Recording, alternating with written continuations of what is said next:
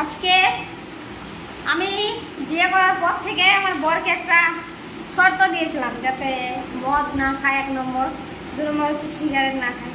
তার সাথে হচ্ছে 5 দিন কথা বলা বন্ধ। আমি বলবো, কিন্তু আমার বর যেমন না বলে। তো ওর মুখ আমি লকডাউন করে দিয়েছি। আমাদের শুধু SMS এ কথা হয়, ঠিক আছে?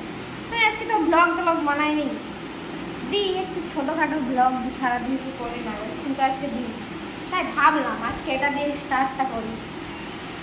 এবার আমার বর থাকে না, ডিউটি যায়, কার সাথে কি করব, তাই বানাই।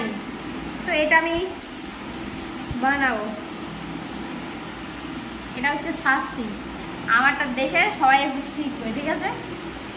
যে বর যদি মদ খেয়ে আসে, কথা বলা বন্ধ, ঘুমানো বন্ধ। আমার নিজের মুখে বলছে, ওই তাকাও। আমি বলছি আমি কথা বললে তোমাকে তাকাতে হবে, এটা তো আমি বলেছি নাকি? তাকাও। আমার বর কথা দিয়ে কথা রাখতে পারে না, তাই ওকে 5 দিনের জন্য ডিভোর্স দিয়েছে।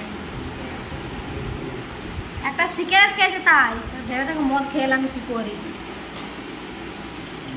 শোনো, আমাদের হচ্ছে কথা হয়েছিল আমি কথা বলবো, কিন্তু তুমি বলবো না। এবার আমি তাকাতে বলছি মানে তাকাও, কিছু বলো, কিছু বলো। আমার সাবস্ক্রাইবার যারা সাবস্ক্রাইব করে তাদের কিছু বলো, বলো কিছু বলো।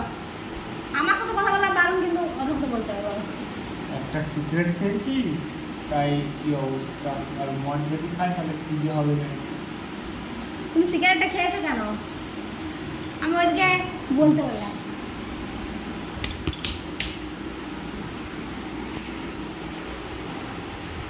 তো চলো টাটা, আমরা এখন খাবো। আমার বড় অনেকক্ষণ SMS করেছে, কথা বলা বারণ, খাবে করছে, রাক্ষস তো না, খেতে আবার জানা আছে।